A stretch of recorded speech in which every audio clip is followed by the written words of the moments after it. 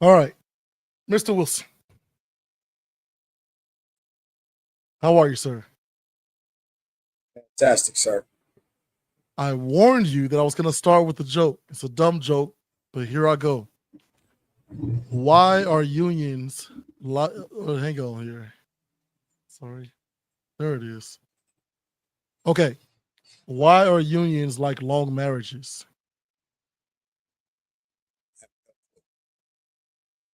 At some point, they have to take a stand, even if it's just over the remote.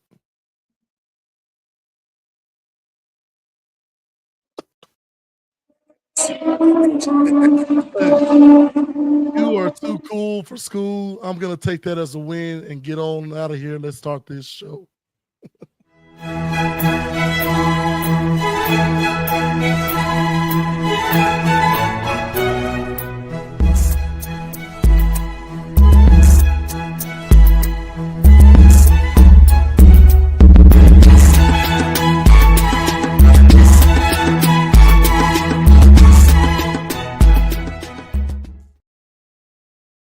There we go. There we go. Welcome, welcome, welcome back to Urban Academia. I'm your host, J-ZILLA, as per usual.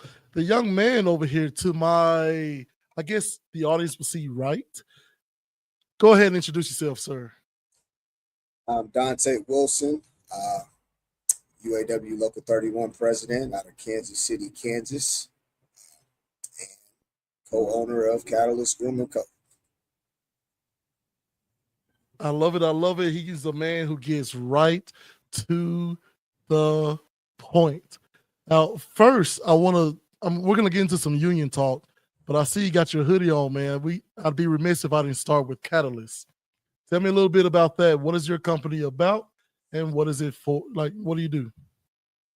So we are a men's hair and skincare product line.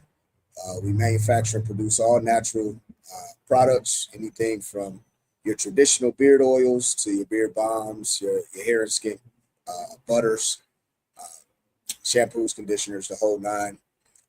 We started out of a barbershop. My brother, my co-owner as well, he owns a few barbershops here in the Kansas City, the Kansas City metro area.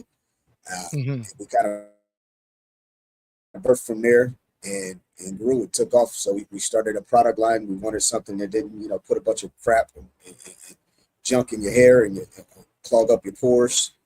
So that was the genesis, and we're in year 3 right now.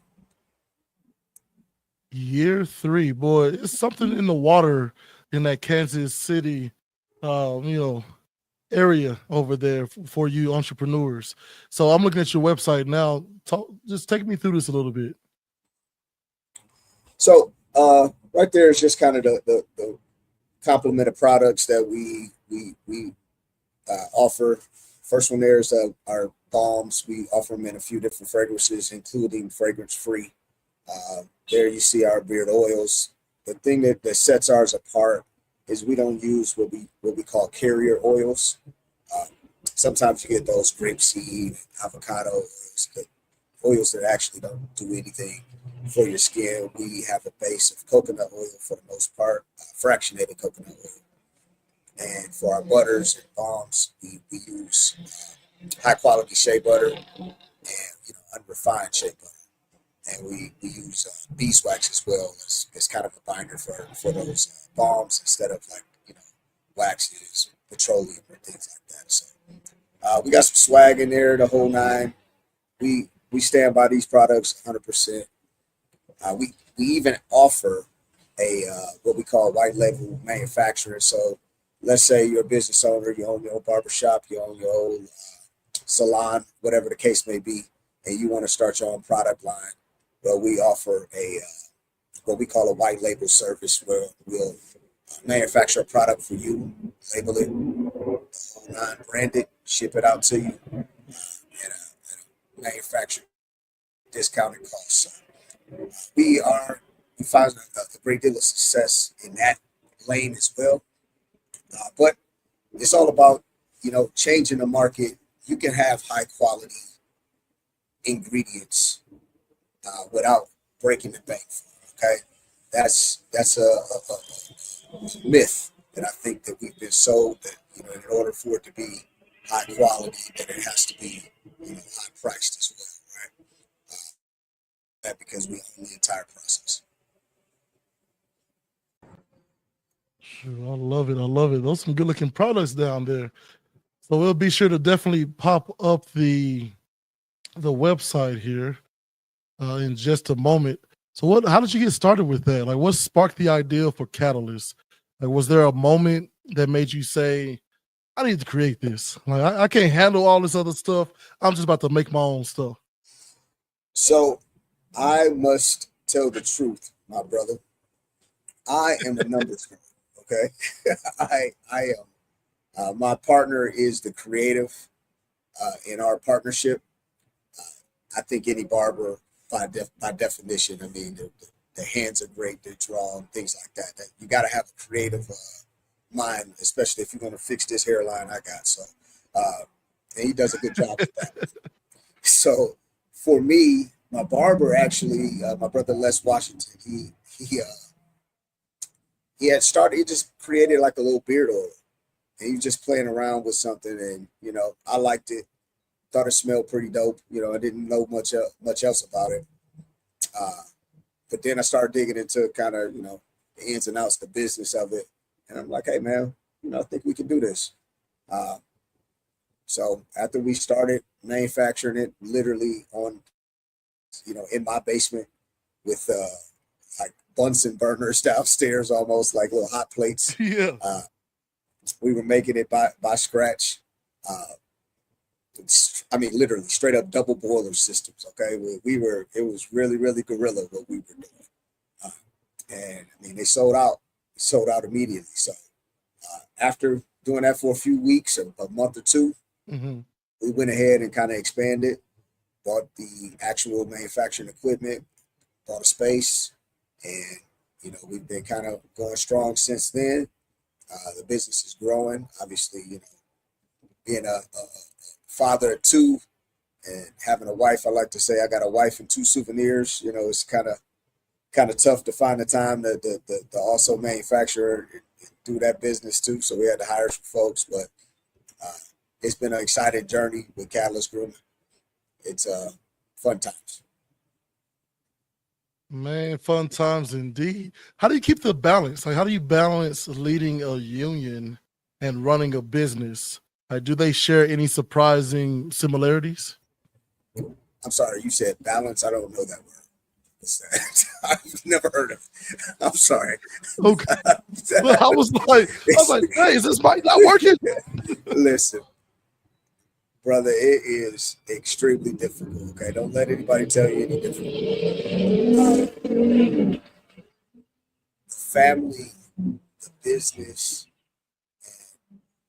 and passion that is representing 5,000 workers. It's tough. It's tough, and I'm gonna just be honest. It's something that I do struggle with is finding that balance and having that balance. But when you're doing something worthwhile, it all takes sacrifice, right? And that's kind of the journey of a man is to know that course, right? Once you find that course, to plot that course and see it through, if that's the right route. That's what we're doing here. Yep. That's how it works, man.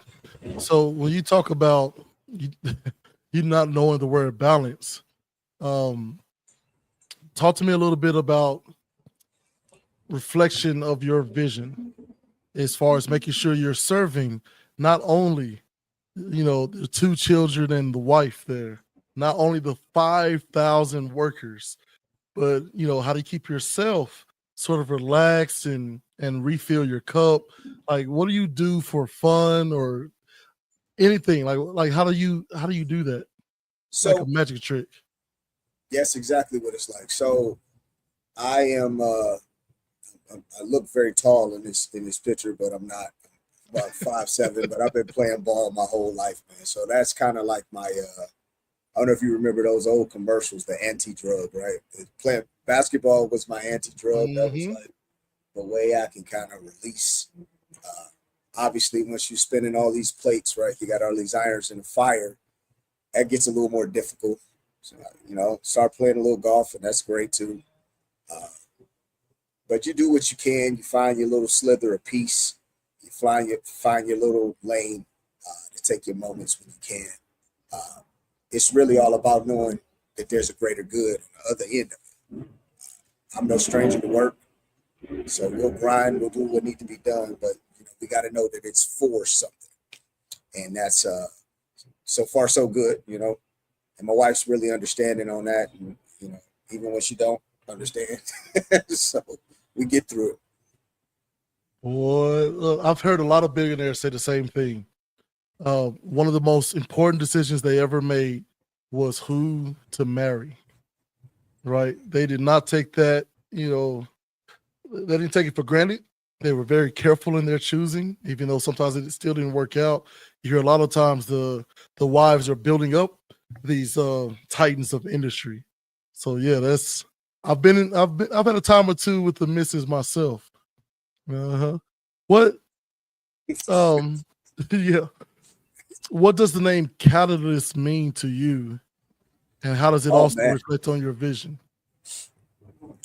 So the catalyst is the spark, right? It is the change agent. Uh, so for us, that's what it's all about.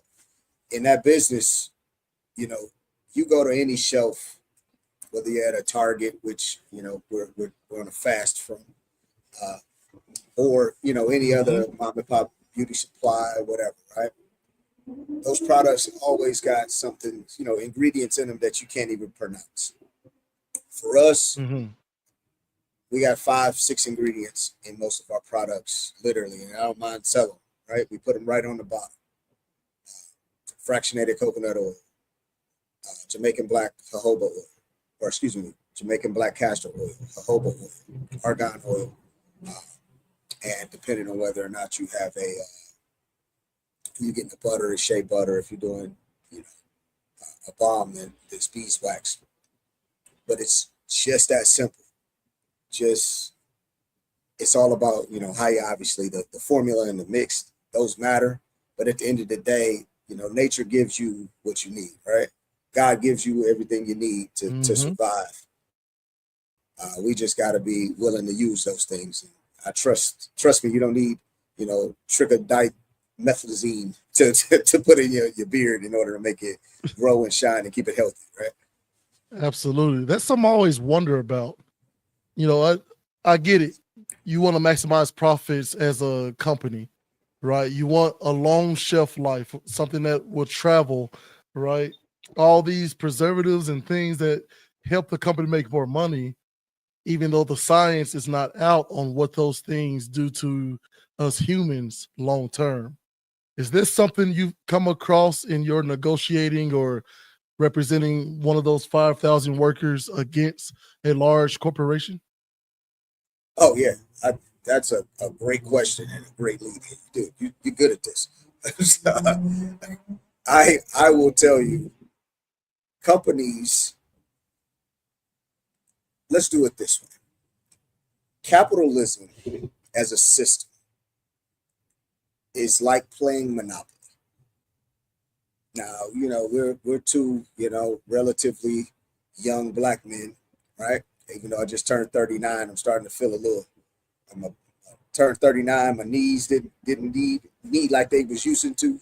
So, but I'm right there with you, 39 as well. yep.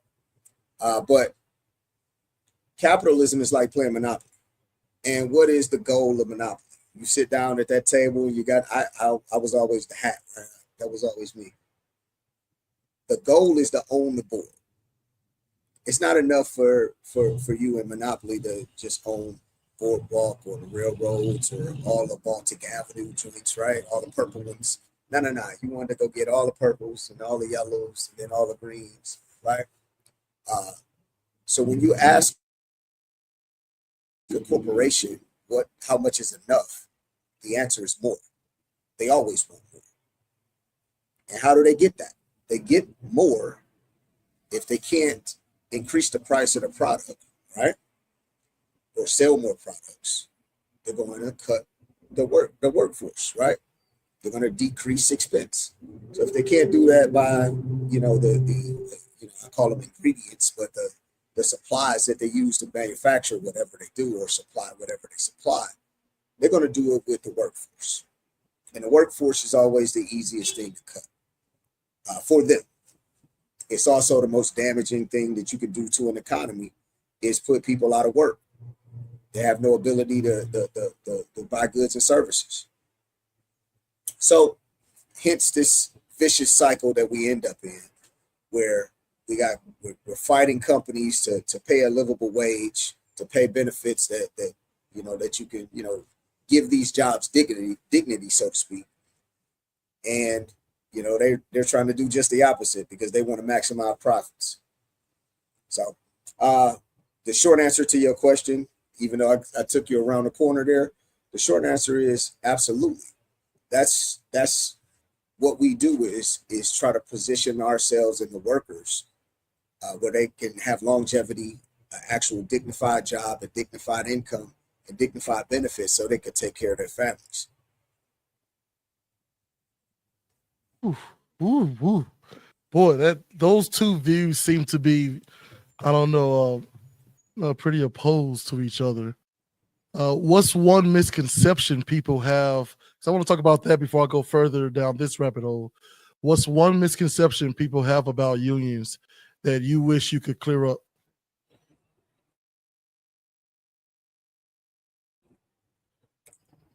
Yeah, I think they think that unions are like a mystical separate thing, right? They think unions are over there and they are outside of the union, right? Right. Even folks in the union, like even some, you have no idea how often I hear, hey Dante, you're in the union, so how do I do X, Y, and Z, or how do I, fix this problem? I'm like, nah, buddy, you pay the light bill here. You're in the union too. So this thing is much more of an action word. It's almost a verb than it is just a person, place, or thing, right? A noun. So what do I mean by that? You have to do something. That's what this thing's the union's all about. There is a requirement to be a part of something and actually be active and activated in it. If we're going on strike, or we want, let's back it up a little bit. Mm-hmm. In 2019 and 2023, we went on strike, national strikes against General Motors. Both times we were the huge issue that we were having is this company was reporting billions and billions, tens of billions of dollars in profit. That's billions with the B as in boy.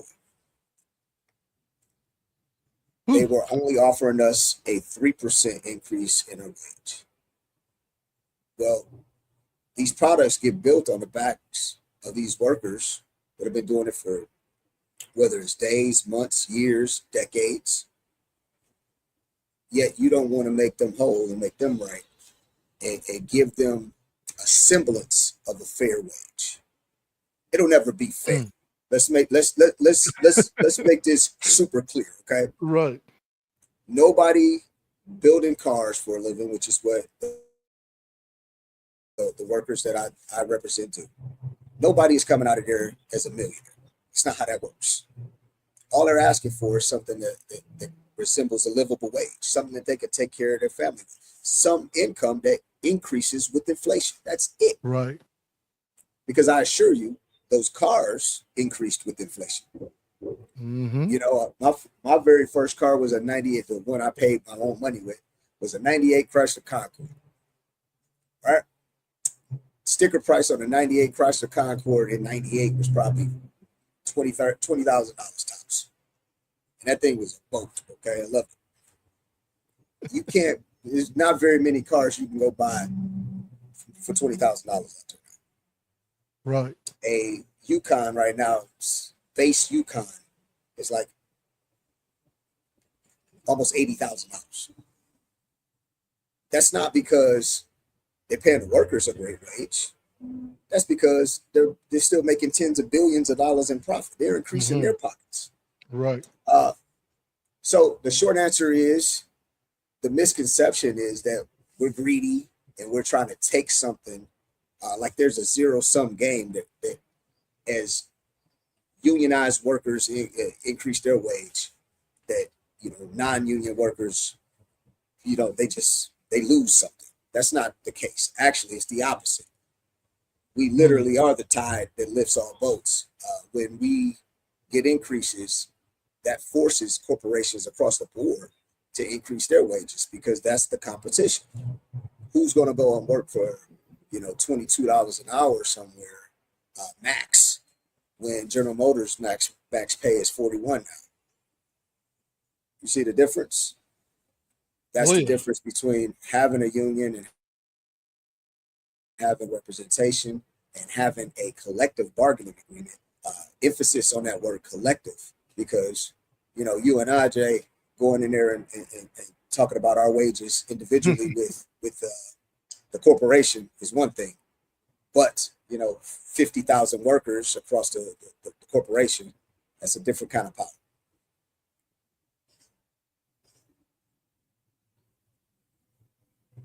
Boy. Why do we tend to side with management? So, like, especially with sports, you constantly hear, "This is my team." I'm a Dallas guy, right? The Cowboys are my team. I hear somebody sitting out for a contract. I'm like, come on, man, you get paid millions of dollars. Sign the dadgum deal. Let's go get that Super Bowl that we haven't seen for a few decades now. Like, why? What is that? What is that in us of the lay people that calls us to side with management, at least enough not to unionize against them? That's a great question. So let's take it to this level, because I think once we start talking about millions, our brains, it's tough for us to conceptualize that, right? Because we're like, hey, if you just give me 2 billion, you know what I mean? That'd be good for me. You know what I mean? What are you arguing about 2.5 for, 3.5? Just take the 2, right? What can you buy with 2 that you can't buy with 3.5, right? Or vice versa. So think about it like this. There is in Chattanooga, Tennessee, there is a Volkswagen plant. Very recently, they had a organizing drive to join the UAW. Okay, before that, their wage maxed out at roughly about $30 an hour. Decent wage. Nothing wrong with that. I'm not here to poo-poo that. The wage for the big 3 maxed out somewhere around $36 an hour. Now, to the layman, they might say, well, just take the 30. Why are you arguing about $6 an hour? What are we talking about here? Right? But what in reality, $6 an hour is the difference of, that's a pretty significant difference in a 40-hour check a week. Multiply it over 52 weeks. Quick math, 6 times 4 is 240. You multiply that, that's almost 10,000. That's over $10,000 we're talking in a year. Right. To people that absolutely need it, right? When everything is going up. So the thing I believe we think that in order for you to win, I have to lose. And that's just not the case, brother. We can do this together. And that's the mentality that the unions spread. That's the message that for sure we want to make sure we get out. Man, so that's the sort of breakdown I usually enjoy looking for. Because you're talking about the number, let's just say the number of car manufacturers, right? I'm looking at this report. This is from a couple of different places. There's American Auto Workers, there's Consumer Affairs, the what do you call it? The In the Dollars, and then the government websites themselves. So the manufacturers have increased, production has increased, right? Cost of living has increased by almost 500%. Stock market has increased almost, I think it's over 6,000%, right? But when you talk about wages, boop, flatline. Absolutely. Is there a way that we can get that particular message hammered into every single worker?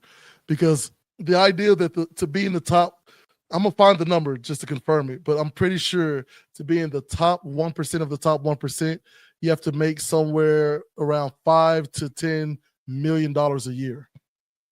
That means if you don't make $5 to $10 million a year, you're part of that 99.9% of people. So it seems to be a very large group over here and a very small group over here. But when it comes to the ownership and the benefits of that, it seems to be reversed. So how do we hammer that in a way that people can understand it's fair? I'm not a leftist liberal who's trying to beat up on the right, or I'm not a right, conservative who's trying to beat up on the left, but just a fair, how do we get people to understand that we're all in this together? Yeah, so that is the goal, right? Some of the I guess the largest lie told is turning into be this lie of the American dream. So what does that mean? We were told that if you go to school, if you go to work, if you just take care of, keep your head down, work, everything will be okay. You'll be able to support your family and all of that. When my grandfather, your grandfather probably would, was running around in their respective lanes, right? Whether it was in Dallas or in Detroit, one income, making somewhere around $14, $15 an hour could support a family. Right. In my case, my grandfather had a huge family, right? Mm-hmm. That is not the case anymore. That's not the case. And again, we're just in a position where, we all are ambitious. We all want to strive for more. I have no problem with upward mobility. Love it, in fact. However,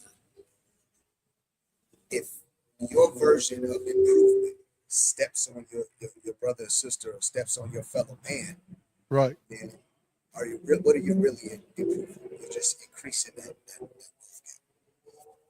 And that's where we really have to buy in, right? And if that's messaging, that's obviously something that the UAW has been doing. We try to do it locally as well. But more than anything else, it's just kind of having that interpersonal relationship with your neighbor, your brother, your cousin, everybody, right? For you, you obviously have a close relationship with the UAW. mm-hmm. How we've been able to support you and your family to some degree. Right. Mine as well. So people in my immediate circle and beyond obviously know that. But it's all about getting that message out and keeping it out. Hey, it's really just about balancing, that word I don't know very well, and finding a nice little balance in that wage income, that in that wealth gap, I should say. Because, listen, if you start a company and it's a great idea, you should obviously reap those benefits. But you should not do it at the expense of your workers. Mm-hmm. You should be growing together. Absolutely. And man, so that's a key component to all this. So it's essentially what you're saying is, I want billionaires to get richer. I want them to also participate in building of the middle class. And I want to, create a floor for all Americans, of course, but if that spills over into the broader global community, the better for it. Right? Yeah, something like that. So I would reframe that like this. Having a high ceiling is great. Okay. We all like that idea. We all like to be able to shoot for the stars. Love that idea. But raising the floor is also important. So if we're dealing with, a federal minimum wage of $7.25 or $7.50, still federal minimum wage most places, right? state by state, people or states have been changing the minimum wage, but for the most part, $7.50 is the federal minimum wage that we're still dealing with. But that floor is way too darn low.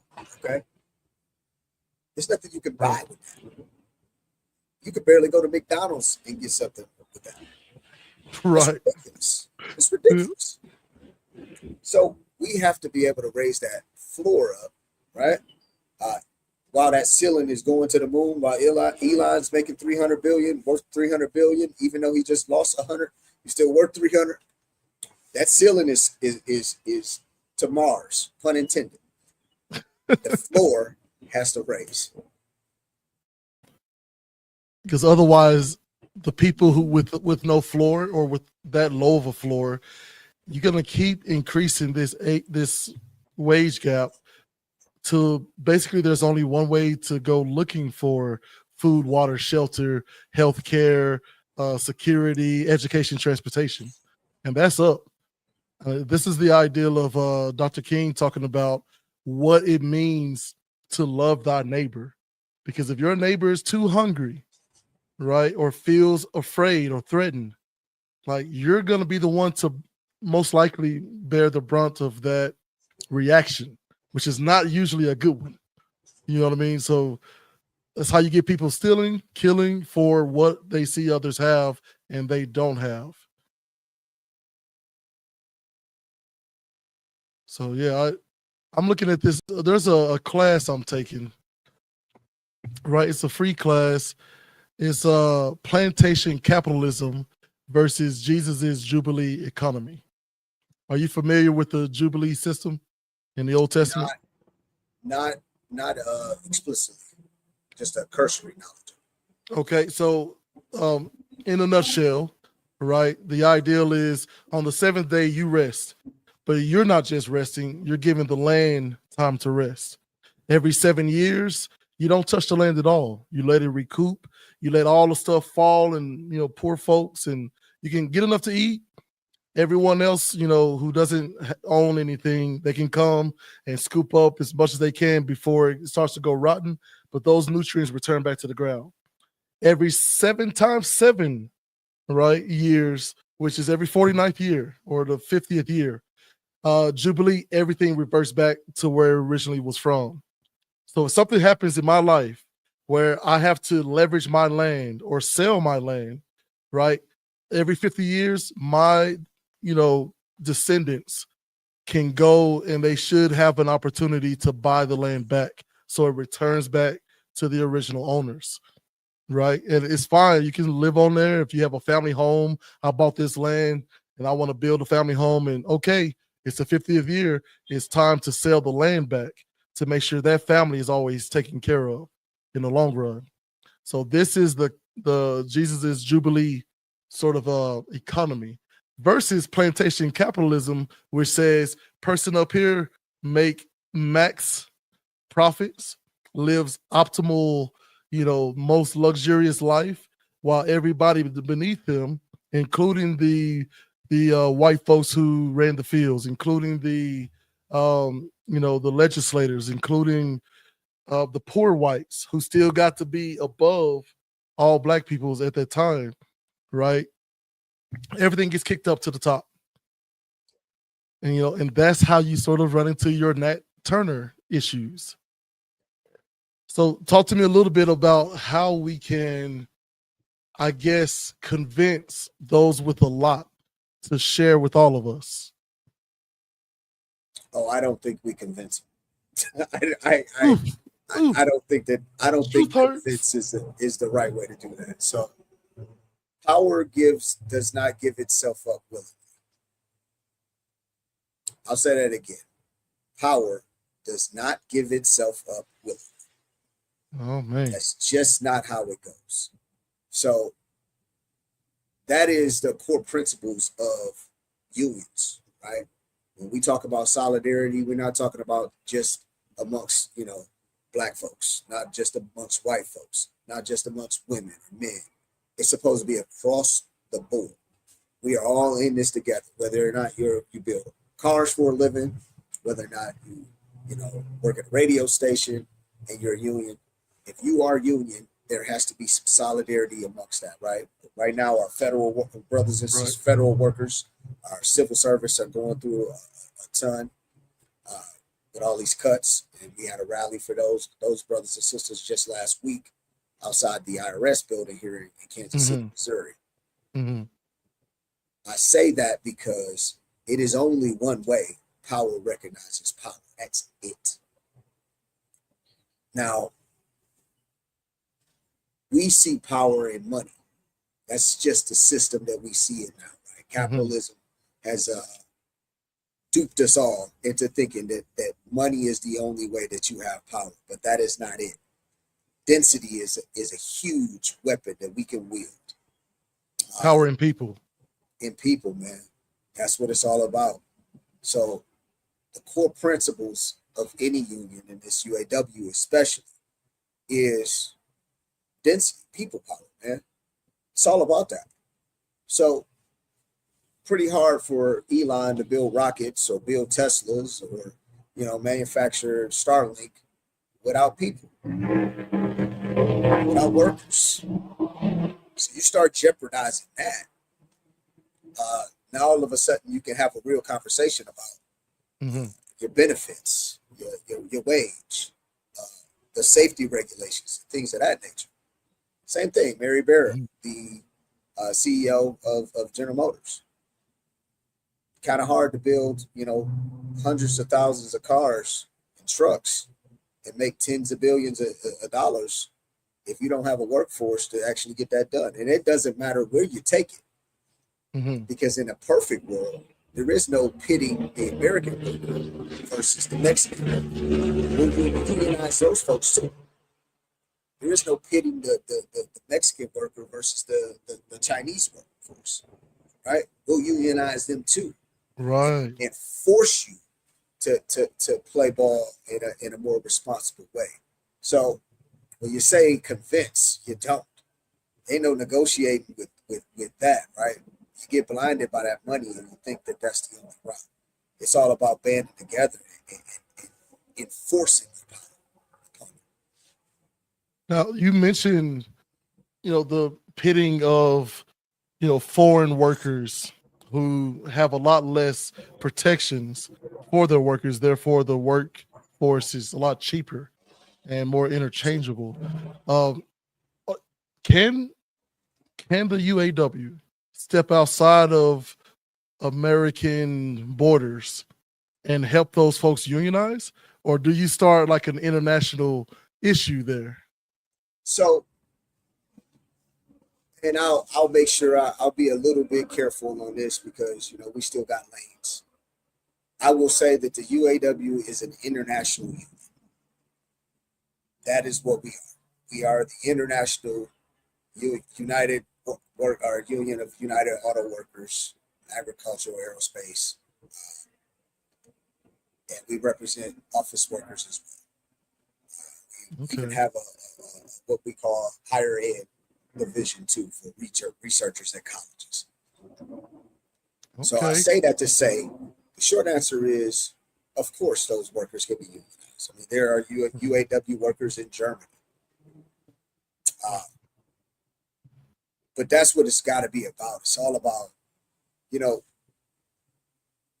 at the end of the day, will the workers in Mexico make exactly, especially starting off, making Mhm. the exact same wage that a American worker will? Probably not, right? The money is different, the economy is different, the cost of living is different. So they will never be necessarily apples to apples. Like, perfect world, God willing, we get to that point. But starting out, it just would be. So it'll still be cheaper for companies to try to do it that way, which is what they try to do. Uh, but where they negotiate themselves out is you don't have any workers, you don't have any American folks to buy those products if you do that. And that's the part that we got to have on to these companies is, hey, you want someone to buy your product, but you don't want them to make it. The people on the line building this car can't even afford to purchase it. What sense does that make? Right. Meanwhile, I've worked for General Motors and Nissan, and honestly, as far as the employment, had a better time at Nissan, and I wasn't even a full employee. Like I was able to get a brand new Infinity to, drive around and promote for them for free in exchange for, leasing it for a year and it coming out of my paycheck, like sometimes 25 to $150, depending on what level of vehicle, right? Like that's, I mean, it was incredible. The pristineness of the company itself. Um, Something about these Japanese companies, like, yes, we had to work hard, but they did seem, just looking at both of them side by side, they seem to really care about, at the very least, the illusion that they care about the workers, if that makes Oh, sense. I assure you, it's an illusion. So, Yes. so let's do it. Let me tell you this, I guess. Uh-huh. So that whole concept was created uh, by the Ford company way back in the '60s, and it was instituted by the UAW, right? Because Mm, is what we call the $5 a day work day, right? Back then, $5 a day was like big money. So right. what that meant when we were negotiating, right? Like they're talking with the CEO Ford at the time, and they're like, "Hey, well, you're making all these cars, right? The Model Ts or whatever the case may be, right? And nobody can buy it. So if you really want to get cars on the road, why don't you pay your workers enough money where they can buy one? You're basically getting the money right back that you're paying them. It makes sense, right? And that's exactly what they did. That's what led to the boom of the UAW, or excuse me, of the auto industry in that Gotcha. regard. So that's not a foreign concept, no pun intended, that Nissan was using. They're just kind of regurgitating some of the same old playbook that was done before. Uh, and that's no knock. I don't think it's a bad thing. I'm not really weighing in whether it's good, bad, or otherwise. I guess I'm just saying Right. they use the same tactics, right?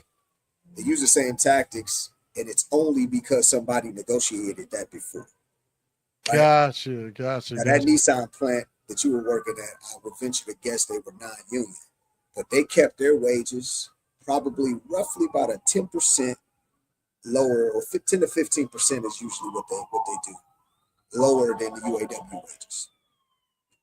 So when we got an increase, the Toyota plant did exactly that. The Toyota plant in Alabama, Oh, to keep the unions away. to keep them away. So they're saying, "Hey, we giving you this out of the kindness of our heart. We care about you." When in reality, we just got a 25% bump over 4 years, and they gave them a 15% or a 12% bump. See what I'm saying? So it's really designed. It's Right. a tactic that they try to use. So in essence, the UAW is negotiating for the foreign car transplants as well. You know Gotcha. what I mean? Gotcha. Oh man, see, that's why I was very careful to at least seem like, because you're right, I didn't have a union. I wasn't a full-time employee. But yeah. Oh man. I did have a situation where something happened with my card reader. And because I wasn't a full-time employee yet at General Motors, they wanted to fire me immediately because my card didn't work. I thought it did, right? And so union members, before I even got in the union, like went to bat for me, and I got to keep my job and get an opportunity to earn like a full-time, position. And I thought like, oh man, I'm paying money today. You know what I mean? But if you don't have a story like that, like the young folks who work for General Motors, why should they care about the union? Oh man, because the company doesn't give you anything. Uh, Mhm. I'll keep my language PG, but you know, General Motors. I've been working with General Motors for 18 years, and I can tell you they have not given me a gosh darn thing. Everything that I've received from General Motors has been through a collective bargaining agreement that we agreed to. That's it. Mhm. Every Mhm. wage increase, every pension, every profit sharing check, all the Right. benefits, when my son needed a surgery, all of these things were done because we sat down at a bargaining table and hammered out those benefits.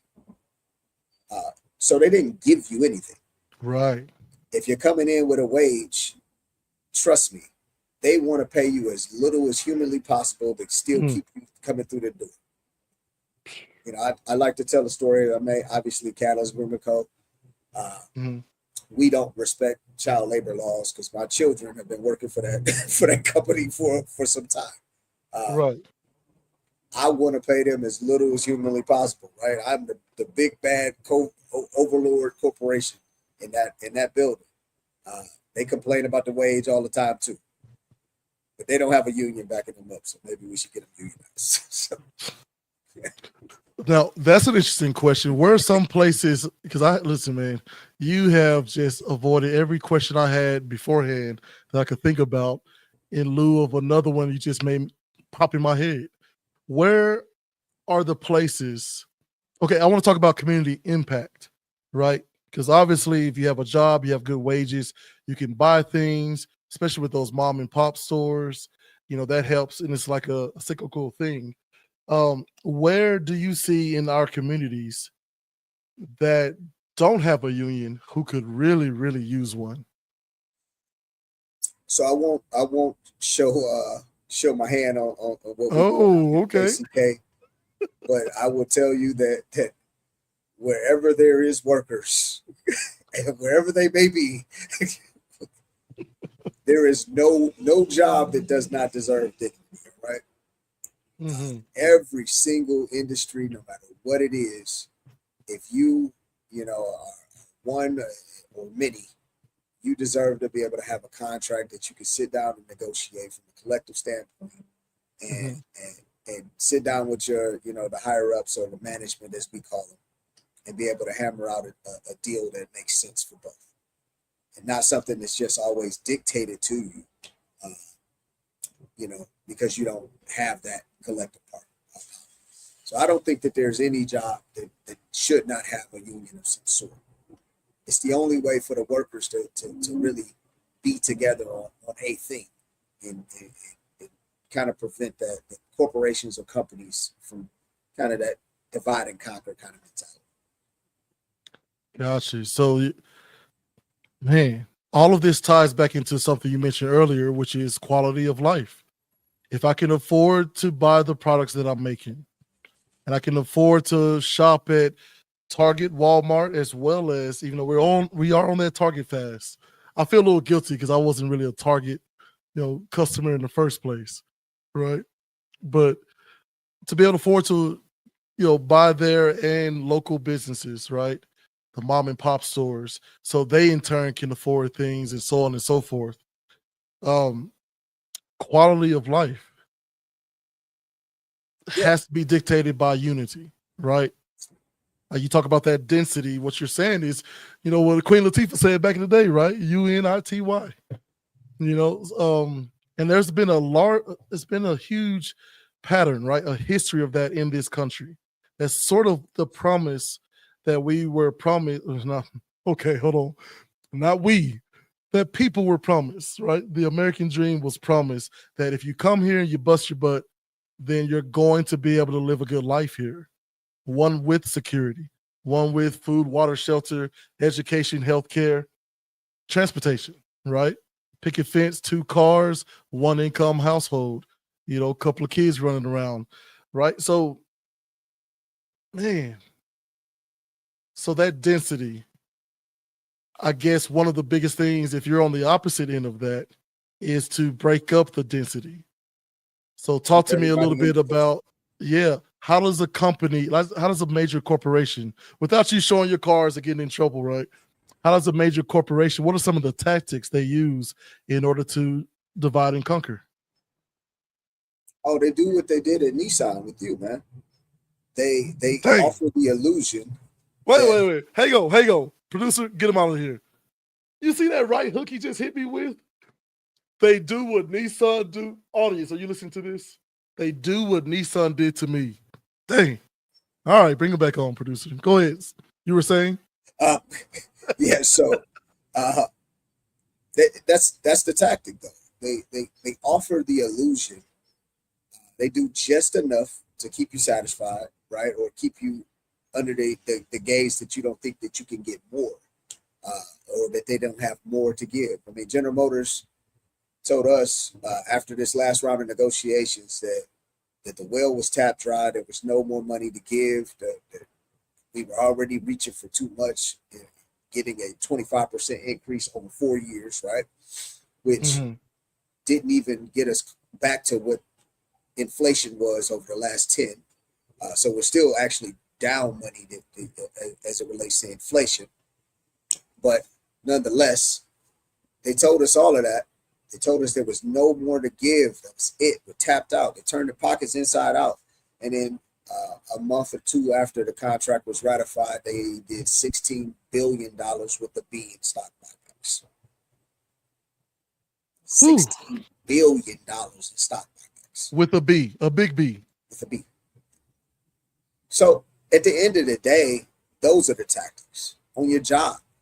You know, they'll threaten you. They'll tell you if you want to try to unionize, we'll fire you. We'll close this shop. We'll move here. We'll do this. We'll go somewhere that doesn't want a union. We'll go, and unfortunately, that's down south a lot. You know, Alabama, they had a huge boom because our politician friends believed in right to work, and they didn't support unions. So they'll go somewhere where they can do that, or threaten to do it, or they go to Mexico, or they go to China, right? Right. Those are the tactics. These are all scare tactics. That's the one thing we got to kind of understand is that we have to stand. We got to be able to do these things when they're hard, man. We got to do the hard thing. Getting those wage increase, that wasn't an easy task. We were out on the street for 6 weeks. Right. 6 weeks. We did that in 2023, and then we did it. We did it in 19, and then we did it in 2023 as well. You got to be willing to put in that time and energy. I mean, you don't get that in week 2. You don't go back to the table in week 2 and they be like, all right, you get everything you want. It took a whole another month after that. So just putting it, as Joe Madison would say, God rest his soul, putting it where the ghost can get it, it's got to be sacrifice. You got to be able to see that long game and see what you're going to be striving for and be able to have that resolve, that steel, in order to go get them. Whew. Now listen, give me a little bit about or let the people who may not know who Joe Madden is, right? Yes, you know, he's Ford Auto Nation, right? Is that the same one? Joe Madison? Joe Madison was a very prominent Black talk show host for XM Radio, Sirius XM, and all over. He's from Detroit originally. Spent a lot of time in Ohio as well. Great dude, man. He was. My wife and I used to listen to him every morning on Sirius XM, and passed away last year sometime. So that quote is one of his favorites. He said that his granddad told him he was going and trying to use all these big words because he was educated, and his granddad just was like, hey, hey kid, put it where the ghost can get it. So what does that mean? Put it where the ghost can get it. Well, what do goats eat though, right? Goats eat grass. Can't get no more down in ground level than that. So that was kind of that analogy there. God rest his soul, man. He was a good dude. I had the pleasure of meeting him once and hearing him speak. He's a hell of a man. And that's Madison. I was looking at Madison. Joe Madison. I'm about to look into that fellow like that. Okay, couple more questions. We'll wrap up here because I know I'll keep you here all night because I got so many questions. Okay, but I'll try to end with some lighter questions and some hope, if you will. Okay. What's the most unexpected or creative way your union has solved a problem? Trying to get me in trouble. Oh, you don't have an outdated tactic that you can okay, I can give them the F-35 because the F-20 is gonna blow them out the water. So, so language is everything. It's all about contracts Hmm. when you're talking about a collective bargaining agreement. So, what I will say is when you're writing a contract, and this is something that you do once you formulate a union, right? It's not something that Hmm. some mystical, magical being comes down and drops a contract on you, right? You go and word by word, you sit down with management, and it is a arduous process. It's a grind, but it's damn worth it, right? So you write this language, and I would just tell you that that book is just as important. It's the work Bible. Okay, Ah. so if you know that book, if you know that language, I assure you, these management folks who cycle it in and out, they don't know it as good as you.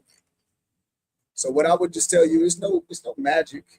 It's no, it's no, not even creative, so to speak. It's just about knowing your language, knowing your book, Hmm. and knowing what your role is in this thing. And it's everybody's responsibility when you get in whatever union that you join to know your bylaws and know your contract language. And that's it.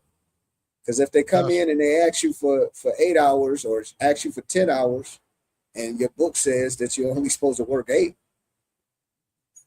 that book is federally bonded. That is a Ooh. document of legal proportion, point blank. Period. The National Labor Board. That is what they are there for.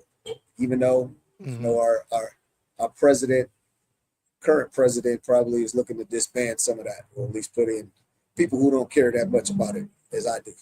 But Oh man. know your book. That's it, man. I love it. I love it. Know your book. Now, listen, I'm gonna have you lean in, okay? It's just Yep. us. It's just us. For us husbands, have you ever used a union president tactic on your wife? Boy, Is this look at thing that, on? Eddie. This thing on? I'm sorry, I'm getting some Boy, interference. I don't know. I will say once you learn, once you learn the book of any proportion, you use the language that's in the book. So I like that. That's a smooth way to handle that. gotta Boy, use the language, man. That's you all. gotta watch out talking like I, that. You may be president of something else. I will tell you, man. I have not won one negotiation at home. Yeah, listen, hold on. Get him. I don't believe that. Get him out of here. Okay. I don't believe that at all. At all. Audience, I don't believe that at all. I think this is a guy who has to purport himself as the loser of the negotiation, even though he's getting everything that he wants. That's my guess. Look, you can sit there with that plead the fifth face all you want Hold on, to. audience, is this thing on? I You think got- J-ZILLA is giving away trade secrets. all right. Let me get off it. Let me get off it. Listen, I'll give you the last word. I'm gonna start. Okay, here's a couple of assignment points here as we wrap this up.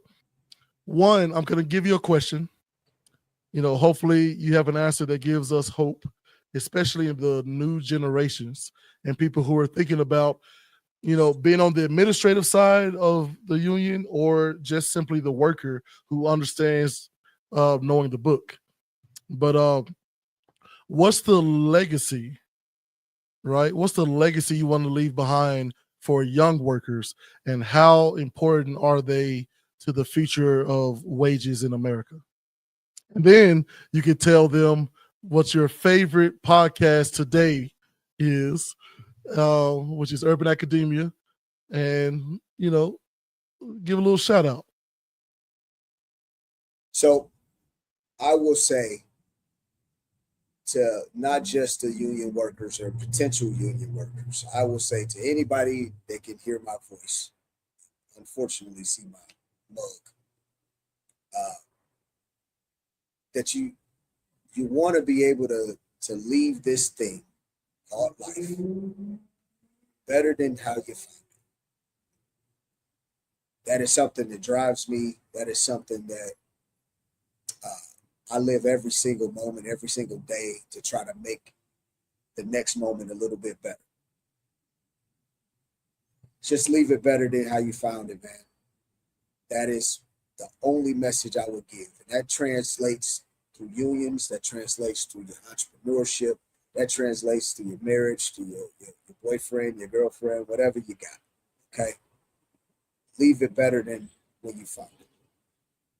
If you use that as a guiding principle, I assure you it all will work out. That is the truth that the American dream is the lie to. Just be somebody. I tried damn hard to be somebody that gives more than they take. And I think that that's super important. And that's super important to say on this, my favorite podcast, Urban Academia, with my guy, J-ZILLA. Hey, man. Hey, that was smooth. You gotta listen. You always have a place here if you want to come on, man. This is great. But yeah, go ahead, hang out in the back room. Thank you so much. Get you some juice and cookies and whatnots. I'm gonna talk to the audience for a little bit here. Ooh, for that scruffy beard. Look, Afton, I need to come see you get a haircut. Okay. So yeah.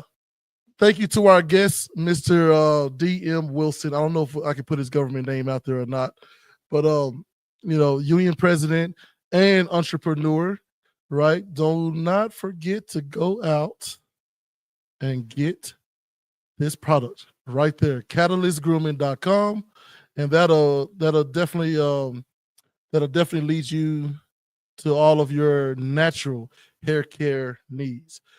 Okay. He talked about balance, which he doesn't like that word. It doesn't really exist for him. But I would wager for someone who is a husband, father of two, and a representative of over 5,000 workers, right? And he still has time to have jokes and keep his secrets about using those union tactics on his wife, as well as golfing and play some ball, despite him being, I'm not going to say vertically challenged, but, short but mighty, right? He talks about focusing on the larger goal. Now, that was interesting to me because what exactly is the larger goal for most folks may not be the larger goal for myself. But if you keep it to what he said, which is, understand the book, aim for quality of life, right? And for those of you who are in a position to have all these fancy education and credentials and whatnots, to follow Joe Madison and his words of putting it where the goats can get it. I mean, we've said on this show many times, you have to meet people where they are. You have to translate your language into the language of the audience you're speaking to, right? And so these are the things that we can do. And understanding the book will help you understand those Nissan-like tactics, no matter what part that you are in your life. But they say common sense ain't coming. But hey, join us each week as we try to acquire some. Till then, I'll see you next week. Peace. For you. For you. For you.